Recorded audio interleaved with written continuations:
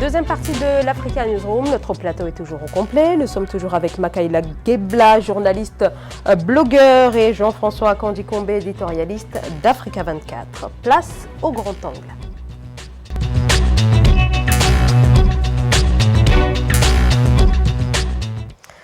Montée de tension entre le Tchad et la Centrafrique, tension née de l'accrochage meurtrier entre soldats tchadiens et centrafricains à un poste frontière dimanche. Le Tchad accuse l'armée centrafricaine d'avoir enlevé et exécuté 5 de ses soldats. Une attaque qualifiée par N'Djamena de crime de guerre. Alors ce mardi soir, les deux parties ont signé un communiqué conjoint dans lequel la Centrafrique reconnaît l'attaque en territoire tchadien.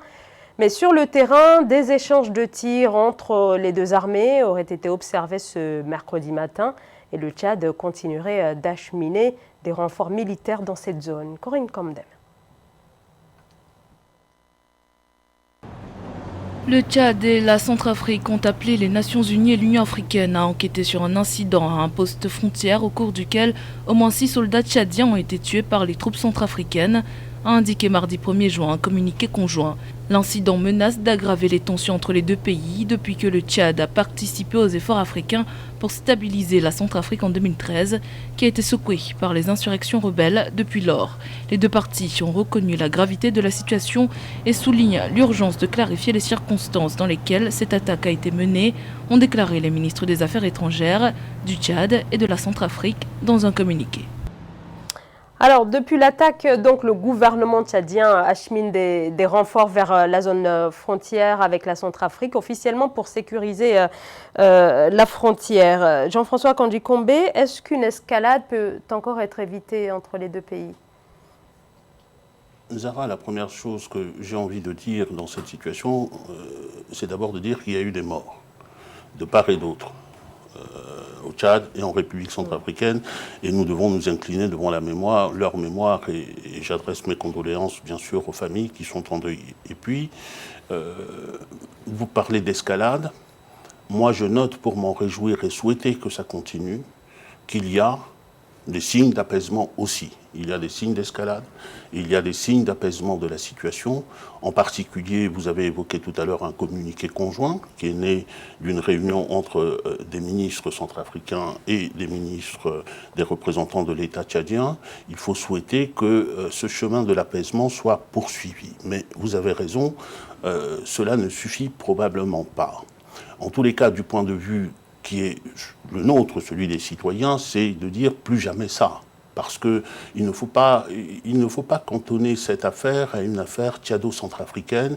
Il y a des signes qui peuvent avoir une répercussion dans toute la sous-région. Il se trouve que la République centrafricaine est un État enclavé qui partage des frontières qui sont perméables depuis longtemps du fait de la stratégie des groupes armés avec le Soudan, avec la République démocratique du Congo, avec la République du Congo et avec le Cameroun. Et donc, le signe, ce qui se passe à la frontière avec le Tchad, peut être ressenti par les autres, qui sont des frontaliers. Et donc, pour le plus jamais ça, de mon point de vue, et je serai bref sur ce point, c'est deux choses, à mon avis.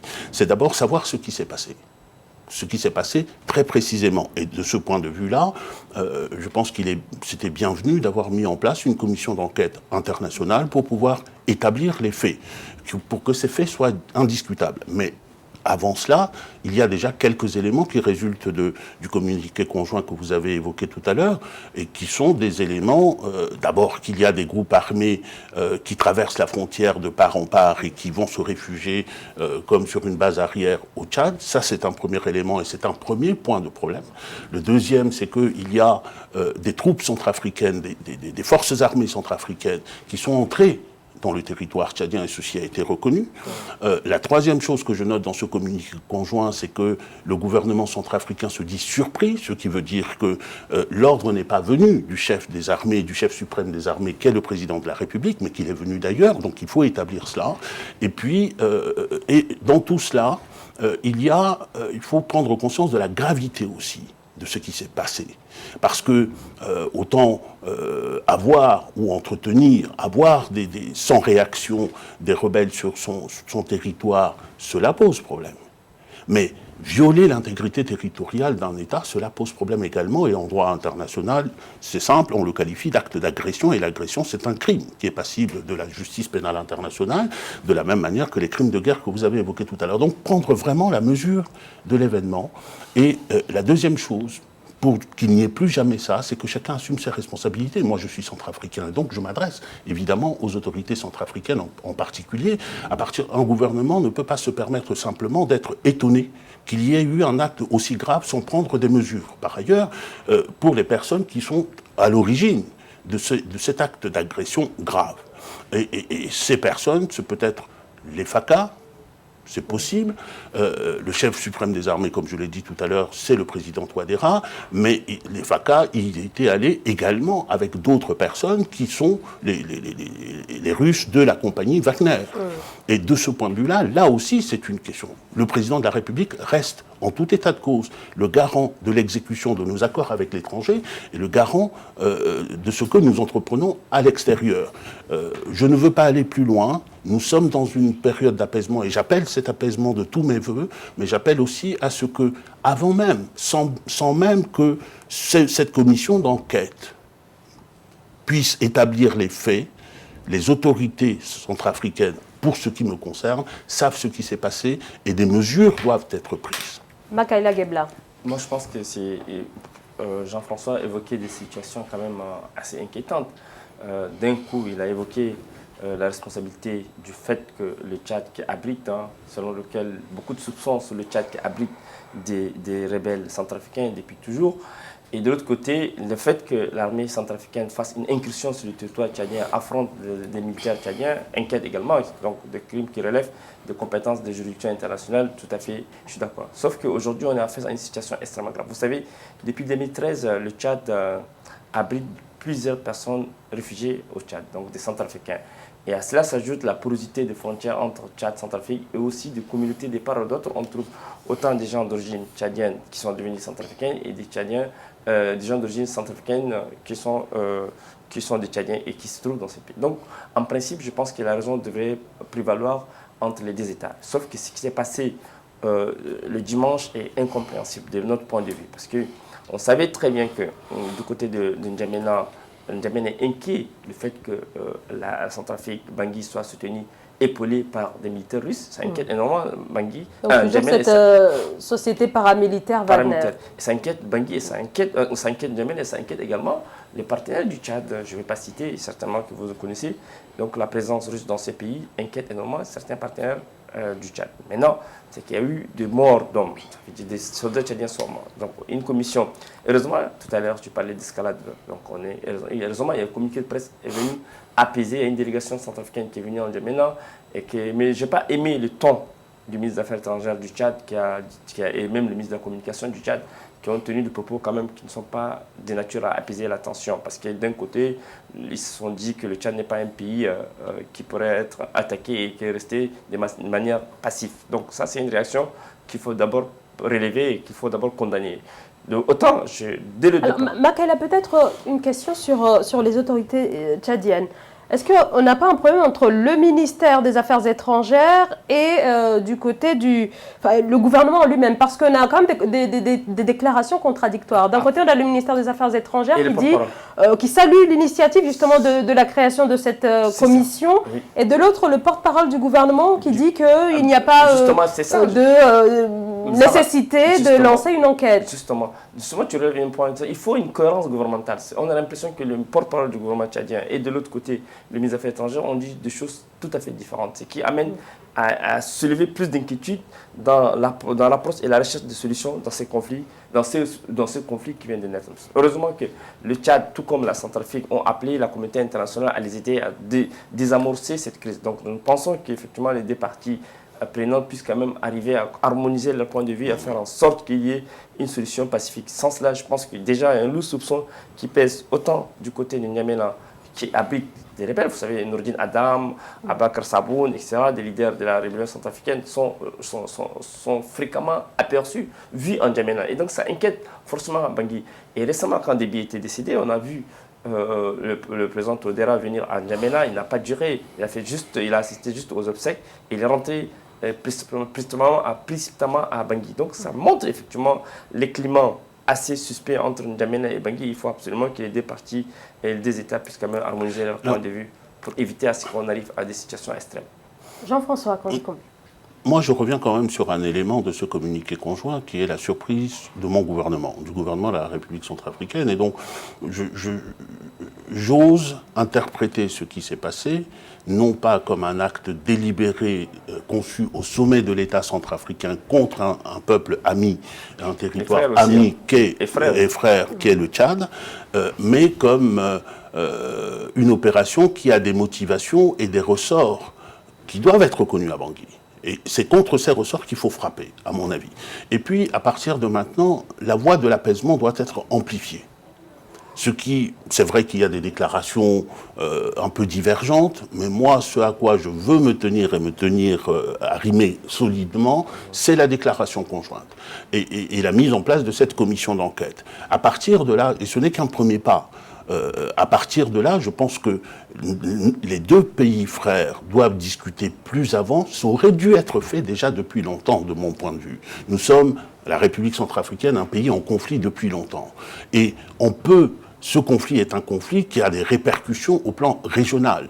On essaye de mettre en place les dispositifs qui sont nécessaires pour un règlement pacifique et pour qu'il n'y ait pas d'incident. Cela s'appelle notamment, il y a une commission mixte qui existe entre le Tchad et la République centrafricaine pour examiner les questions sécuritaires autour de la frontière qui s'est réunie la dernière fois en 2019.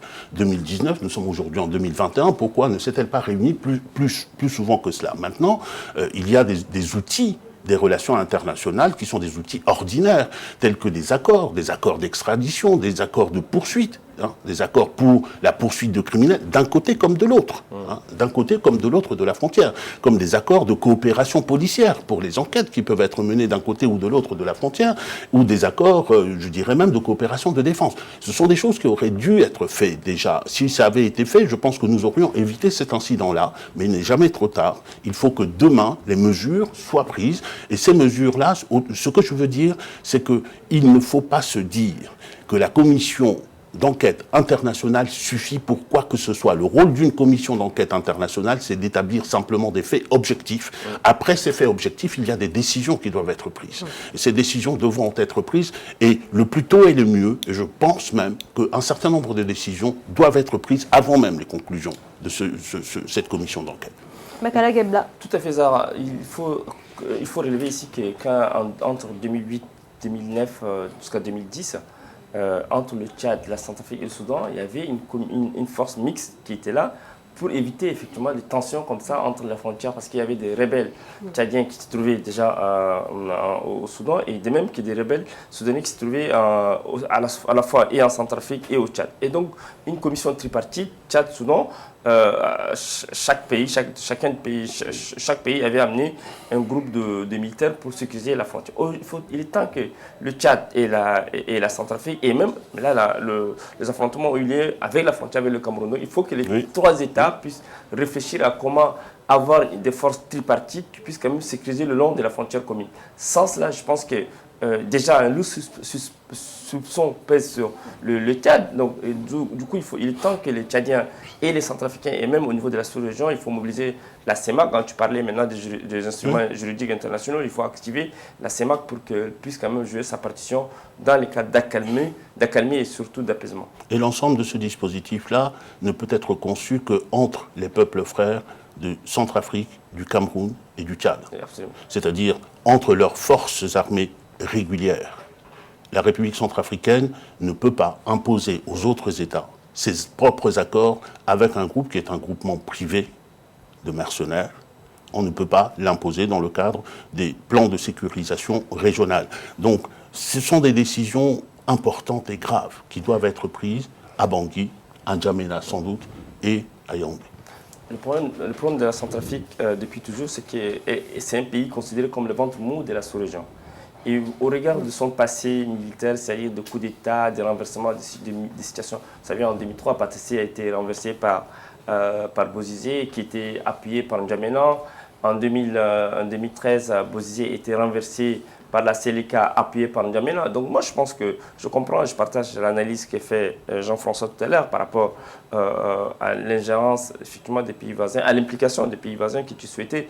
Il est temps aussi que... il y a cela, mais je voudrais rester sur ma ligne, qui est une ligne positive de résolution pacifique de ces conflits et d'établissement entre nos pays de relations qui sont des relations véritablement de pays frères. Et moi, c'est vers cette positivité que je me tourne. C'est pas simplement... Il y a les ingérences du passé. Nous ne les oublions pas. Mais pour tracer l'avenir, à mon avis, il faudrait mettre en place, justement, considérer que la République centrafricaine peut être un facteur de stabilisation sous-régionale et qu'il y va de l'intérêt de l'ensemble de la sous-région de coopérer à ce que les frontières centrafricaines soient sûres, parce que le jeu, aujourd'hui, des éléments de déstabilisation, et c'est déjà depuis longtemps, des éléments de déstabilisation de nos pays, c'est un jeu à travers les frontières, parce qu'ils savent très bien que nous n'arrivons pas jusqu'à maintenant entre pays à nous entendre pour pouvoir bloquer ces jeux de déstabilisation. Absolument, la déstabilisation en elle-même pose problème en termes de stabilité sous-régionale, d'équilibre régional dans ces pays-là. Il est temps, je suis d'accord avec toi, que de part et d'autre, les gens doivent s'impliquer, et il faut aussi pas oublier le passé, Jean-François. Je ne l'oublie pas. Zara, je ne l'oublie pas. Un passé assez lointain. La Centrafrique n'a jamais été inquiétée par aucune agression ou une tentative d'agression venant des pays voisins, ni du Tchad ni du Cameroun. Ces dernières années, les 10 dernières années ont montré effectivement l'ingérence assez massive, mais je ne défends pas la Centrafrique, je ne défends pas non plus. Donc je n'accuse pas non plus le Tchad. Donc ces dernières années, on a observé l'ingérence militaire diplomatique d'un pays qui est le Tchad. Donc ça nous inquiète énormément, nous, en tant qu'il évoquait tout à l'heure Jean-François, qui est centrafricain, il voit du côté des Bangui, et nous voyons nous aussi du côté du Tchad pour que cette situation ne se répète pas, pour que les Tchadiens et les Centrafricains qui ont toujours vécu en harmonie puissent quand même retrouver la sérénité, la cohésion, je dirais, entre les deux États, et qu'ils puissent quand même avancer et aller de l'avant. En ce sens-là, je pense qu'il est inquiétant au regard de ces escalades verbales, au regard de cette tension. Heureusement, le communiqué est venu apaiser la tension, mais sans cela, je pense qu'il y aura risque de débordement et ça va être fâcheux. Vous avez vu tout à l'heure des réfugiés, des personnes déplacées à l'intérieur même de la Centrafrique et à l'intérieur même du Tchad. Ça inquiète effectivement et ça amène les efforts de la communauté internationale à s'impliquer davantage. On continue d'en parler juste après cette courte pause. À tout de suite. Merci.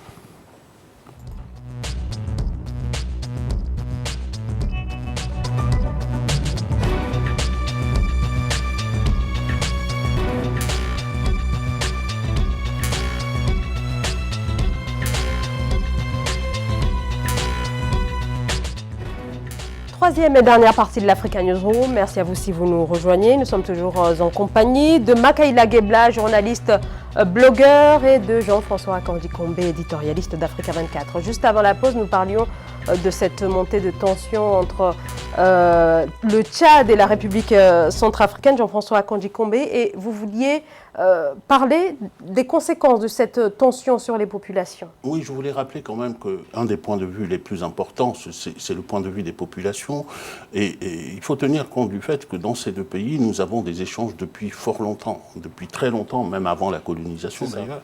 On ne va pas y revenir, mais ce sont des peuples qui sont des peuples frères, qui partagent beaucoup de choses. Et ce sont des éléments qui doivent être capitalisés, dont il faut tenir compte aujourd'hui pour permettre d'avancer positivement. Et puis, il ne faut pas oublier aussi, nous sommes focalisés sur les gouvernements pour appeler à la responsabilité, mais il faut être conscient aussi du fait que le centrafricain, le citoyen centrafricain et le citoyen tchadien, ils reçoivent les informations sur ce qui s'est passé.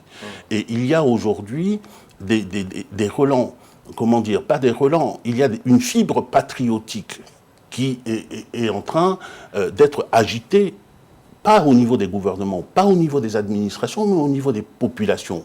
Et d'où la nécessité de tenir ce discours d'apaisement. Et d'un apaisement qui soit un apaisement sur des solutions, des solutions durables et des solutions équitables. Sur des solutions équitables. Et il est important aujourd'hui, pour stopper justement ces sentiments parfois de va-t-en-guerre qui ne vient pas seulement des gouvernements, il vient aussi de certaines parties des populations. Pour stopper cela, il faut agir rapidement. Et c'est la raison pour laquelle j'appelais tout à l'heure à des mesures urgentes. Je pense qu'effectivement, l'air est plutôt à l'apaisement entre les deux. Comme tu disais, Jean-François Doucombé, son nom dit qu'il a une origine tchadienne, certainement. Donc je pense qu'il... Je ne crois pas, mais ça ne m'aurait pas déplu, mais je ne crois pas. Voilà, donc j'imagine qu'il est temps que les deux communautés puissent quand même vivre ensemble sans hostilité. Parce que le Tchad accueille plusieurs réfugiés sur son sol. Et il est temps aussi que la communauté internationale et sous-régionale s'implique pour apaiser la tension. Une diplomatie apaisée afin d'éviter l'escalade. Merci à tous les deux. On va tout de suite passer au Zoom.